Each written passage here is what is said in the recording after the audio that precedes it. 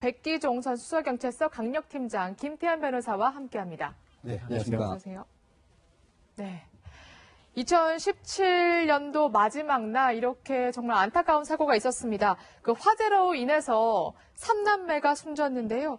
지금 보니까 근데 엄마가 뭐 담배를 피우다가 방 안에서 담배불을 끄다가 사고가 났다는 말도 있는데 네. 경찰은 그런 실수보다는 오히려 방화 가능성에 또 주목을 하고 있는 것 같습니다. 이유가 있습니다. 최초에 이제 그 소방대가 출동을 해서 베란다에서 구조를 했지 않습니까? 엄마만. 네. 그래서 이제 30분 만에 완진이라고 보통 완전 진화를 줄여서 완진이라고 하는데 예. 완전 진화 끝에 방을 수색하게 돼 있죠. 예. 봤더니 작은 방이죠. 현관에서 왼쪽이 싱크대고 바로 붙어 있는 작은 방에 네. 아이들 4년 그러니까 4살, 2살, 15개월 된 아들 둘, 딸 하나, 여아가 사망한 채 발견이 된 거죠. 예. 네. 그래서 이제 경찰이 함께 출동을 하거든요. 화재 네. 현장에.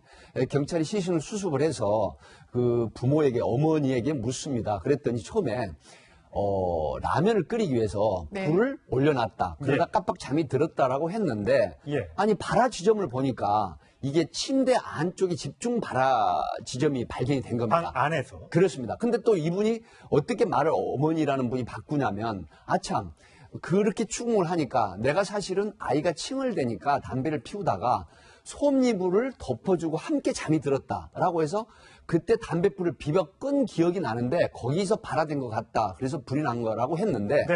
경찰은 지금 앵커께서 지적하신 것처럼 거짓말로 보는 거죠. 왜 그러냐면 집중 발화 지점이 침대 위쪽에서 많이 발화가 시작된 걸로 예. 그렇게 지금 밝혀졌기 때문에 네. 아마 지금 앞에 뒤에 말씀을 드리겠지만 상당히 거짓말을 하고 있다 이렇게 보고 있습니다. 예.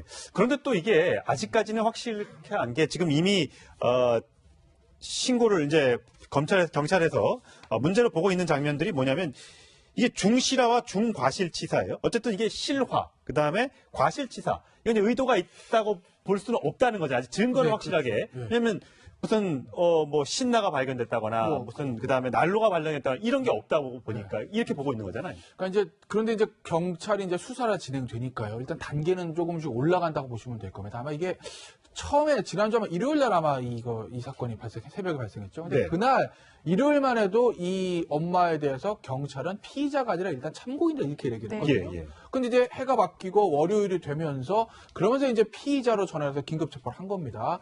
왜냐하면 단순 참고인이 아니라 분명히 본인이 어떤 실수로 불을 낸 측면이 최소한 있다고 본 거죠.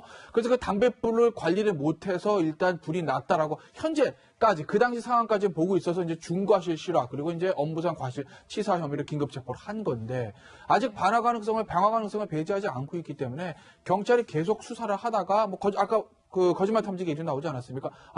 이 엄마가 담뱃불로 실수를 꺼트려가지고 불이 난 게 아니라 뭔가 의도를 가지고 불을 냈다라고 하게 되면 현주건조물 방화치사가 되는 거죠. 예, 예. 살인의 미필적 고의도 인정될 수 있는 것이고요. 그래서 언제든지 죄명이 바뀔 가능성은 상존하고 있는 것이지만 아직까지는 담뱃불로 인한 실화로 현재 시점입니다. 보고 있기 때문에 중과실 실화로 이제 예. 선을 긋고 있지만 예. 앞으로 이것이 죄명이 어떻게 바뀔지는 아직은 알 수 없는 겁니다. 네, 방화도 충격적이지만 그리고 실수로 하나 더 말씀을 드리면요. 오늘 지금 부검한다고 하지 않습니까? 그렇죠. 예. 부검을 해보면 아직 좀 속단하기 어렵지만 이 아이들의 사망 원인이 이 화재로 인해서 연기로 인한 질식사인지 예. 아니면 만약에 가능성이지만 다른 원인으로 사망했는지는 충분히 나올 수 있는 예, 거기 때문에 그렇군요. 아직 부검 결과를 보고 최종 죄명을 판단하도 늦지 않을 것 같습니다. 네. 네, 부검 결과까지 기다려야 될 것 같은데 일단 방화라고 드러나도 굉장히 충격적인데요. 실수로 불을 냈다고 해도 굉장히 좀 안타까움을 금할 수가 없습니다. 일단 담뱃불을 끄다가 사고가 났다. 이런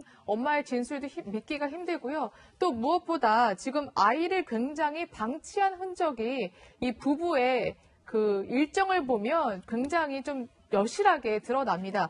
일단 저녁 7시쯤에 이제 엄마가 외출을 하는데요. 이제 아빠에게 이제 아이를 맡긴 거죠. 그리고 엄마는 뭐를 하냐면 소주 9잔을 마시고 친구들과 동전 노래방을 갑니다.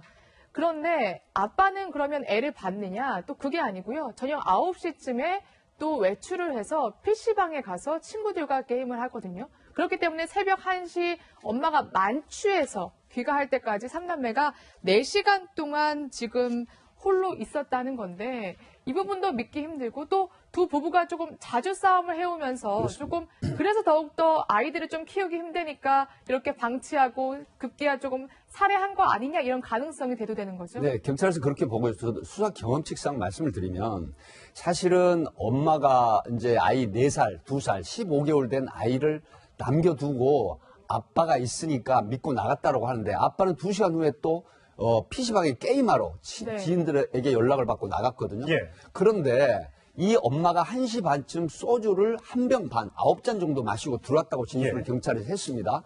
그런데 통화 내역 같은 걸 보니까 어떤 메신저하고 통화 내역이 있었냐면 9차례 정도의 통화 내역과 시도가 있었고 그다음에 3차례 메신저, 카톡 메신저가 있었는데 어떤 거냐면 죽고 싶다. 난 이 세상 사람 아니다. 라는 이야기를 하면서 다퉜단 말이죠. 예. 아, 네. 이랬다고 봤을 때 지금 저는 개인적인 상황으로 추리를 해보면 이 아이들의 발화 지점이라든가 또 진술이 오락가락하는 부분은 혹여 이 아이들을 살해하고 그다음에 본인도 극단적인 선택을 했다가 결국 두려움이나 겁이 나니까 아이들은 내버려 둔 채 본인만 화상을 입고 베란다로 빠져나와서 결국은 남편에게 또 신고를 해달라고 하고 네. 본인은 직접 전화를 하지도 않았어요. 아, 그래요? 예, 그리고 그 남편이 119 신고를 했단 말이죠. 아니요, 네. 지금 정확하게 사실관계를 좀 바로잡자면, 그러니까 먼저 엄마가 전화를 한 건 119가 아니라 남편한테 아, 제가 했고요. 그렇게 말씀드린 거예요. 남편이 안 네. 받았으니까 남편 친구한테 전화를 네네. 했답니다. 그 남편 친구가 119에 최초 신고를 했고요. 그러니까 최초에 그렇게 했는데 예, 예. 나중에 남편도 119 신고를 했다라고 예, 예, 진술을 예, 했습니다. 예, 아, 그렇군요. 그래서 네. 엄마가 보통 화재가 나면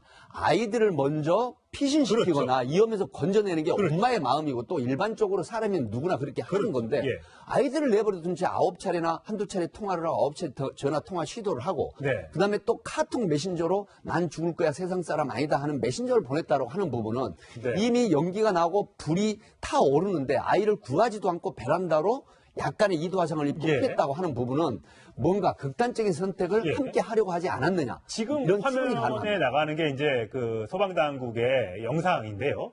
보면 아까 말씀하신 완진될 때까지 30분 정도밖에 시간이 그렇습니다. 안 걸렸다고 하지 않습니까? 네. 그럼 보면 벽지도 멀쩡해요. 지금 거실이란 말이죠. 그렇죠. 물론 밑에 그을림이 있습니다만 충분히 애들을 베란다 쪽으로만 대피시켰으면 충분히 아이들을 한 명의 인명 피해 없이 살릴 수 있었던 것 같거든요. 그렇습니다. 근데 엄마만 지금 베란다로 나와서 전화를 했다? 굉장히 굉장히 안타까운데요. 이제 믿기기가 어려운데, 네. 자, 주민들은 그러면 어떻게 이 집 부부들을 생각하고 있는지 저희가 그 음성을 한번 들어봤습니다.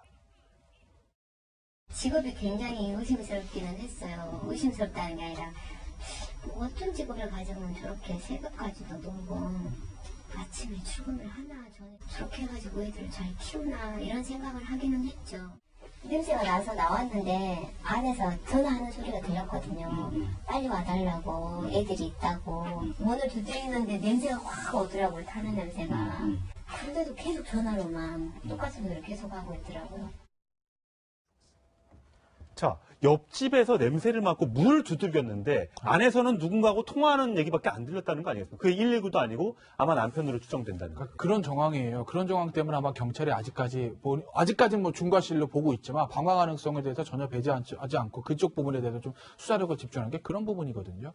그러니까 이제 그 남편과의 사이가 별로 좋지 않았다. 그 전날 이혼도 했었다. 그리고 그 화재가 나기 전에 전화를 여러 번 하고 카카오톡 메시지에 뭐 죽고 싶다는 얘기를 했었다. 이런 것뿐만 아니라 가장 중요한 부분이 아까 이제 앵커즈 시작하셨죠. 화면에 보면 마루가 타지 않았어요. 예. 분명 아이를 구할 수 있었던 시간이 예. 있었다는 거죠. 여유가 있었다는 거예요. 그리고 본인이 그것이 라면 끓이다 불을 낼 건, 담배를 피다 불을 낼 건, 어떻게든 불을 낼 건, 실수로 어쨌든 불이 났을 때 엄마든 아니든 모든 사람들이 가장 먼저 하는 행동은 본능적으로 119에 전화를 합니다. 근데 119에 전화를 하지 않고 이제 남편이 전화 안 받으니까 남편 친구한테 전화를 했다는 얘기는 그 남편 친구가 남편한테 무슨 전화를 내용을 했는지 아직까지 나오진 않았지만 뭔가 메시지를 전달하고 싶었던 것이거든요. 아, 집에 불이 났으니까 와서 좀 도와줘. 또는 119 신고 좀 해줘. 뭐 이거보다는 이 불과 본인의 신변, 그다음에 아이들의 신변에서 어떤 메시지를 전달하고 싶었기 때문에 남편한테 전화를 했다고 보는 것이 좀 합리적이겠죠. 예. 단순히 불 끄기 위한 거라면 119에 먼저 전화하는 것이 맞았을 겁니다. 그렇기 때문에 그 사건 이후의 행적들이 좀 수상쳤기 때문에 경찰이 아직까지 방화 가능성을 전혀 배제하지 않고 그쪽에 포커스를 좀 맞추고 수사를 진행하고 있는 거죠. 예. 자, 그래서 사실 이 부부들 굉장히 어립니다. 20대 초반인데 아이는 셋이 있고요. 이 철부지라고 평가할 수 있을지는 모르겠습니다만 주민들의 얘기 다시 한번 들어보시겠습니다. 큰 소리로 난 거는 한 번 들었어요. 네가 그럴 줄 몰랐다. 나도 밖에 나가고 싶다. 뭐. 여자분이 그랬던 것 같아요.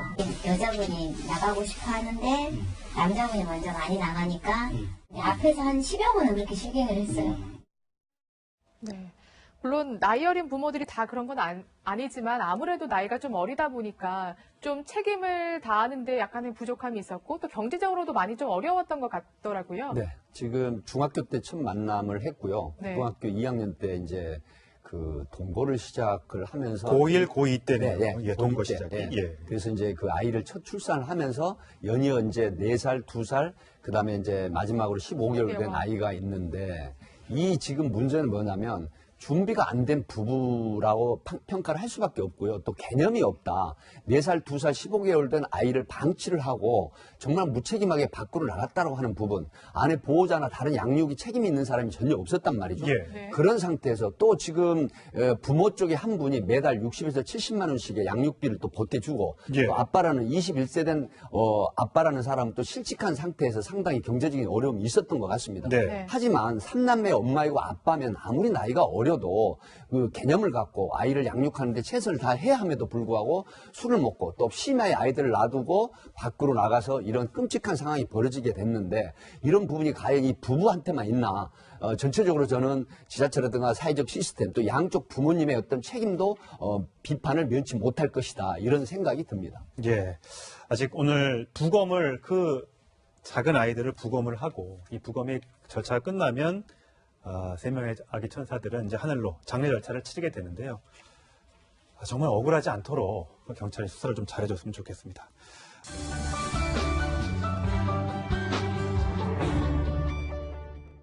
네, 지난해 마지막 날 광주의 한 아파트에서 3남매가 화재로 숨진 사건. 풀리지 않는 의문점들이 적지 않습니다. 네, 취재기자 연결해서 자세한 내용 들어보겠습니다. 네, 공국진 기자, 우선 가장 궁금한 게 3남매와 함께 있다가 불이 나니까 혼자 빠져나온 엄마거든요. 경찰은 엄마가 실수로 한 게 아니라 아예 방화했을 가능성도 수사하고 있다면서요. 네, 경찰은 숨진 3남매의 엄마 22살 정모 씨에 대해 중실화와 중과실치사로 우속 구속영장을 신청했습니다. 명백한 방화 증거를 확보하지 못했기 때문입니다.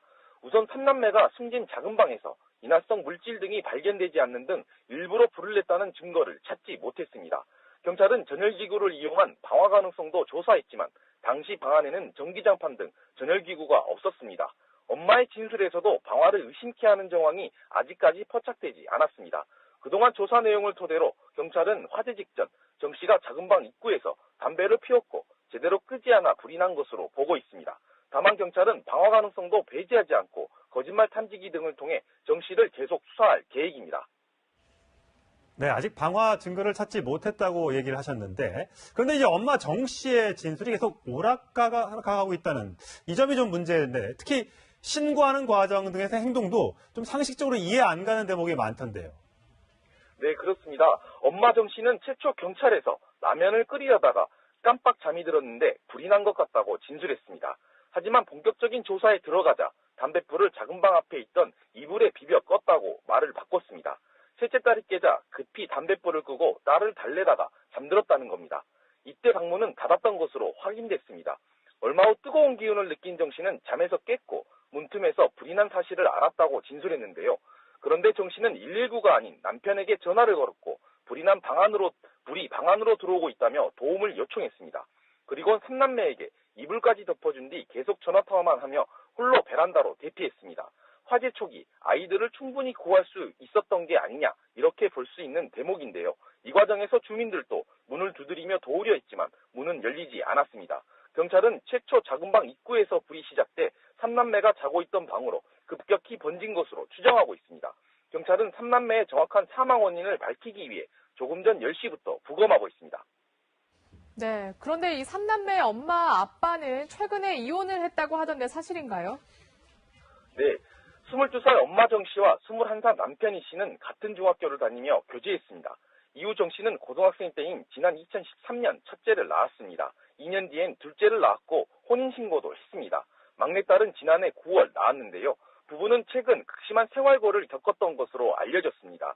부부가 아르바이트를 하며 생계를 유지했고 지난해 2월부터 6개월간 긴급 생계비로 한 달에 137만 원을 지원받아 생활하기도 했습니다. 살고 있던 집도 정부에서 제공하는 임대 아파트였습니다. 부부는 지난달 27일 아이 양육 문제로 이혼했지만 화재 발생 당시에도 같이 생활해 왔습니다. 오전 숨진 3남매의 부검이 끝난 뒤에는 장례가 진행될 예정입니다. 지금까지 광주 북부경찰서에서 채널A 뉴스 공국진입니다.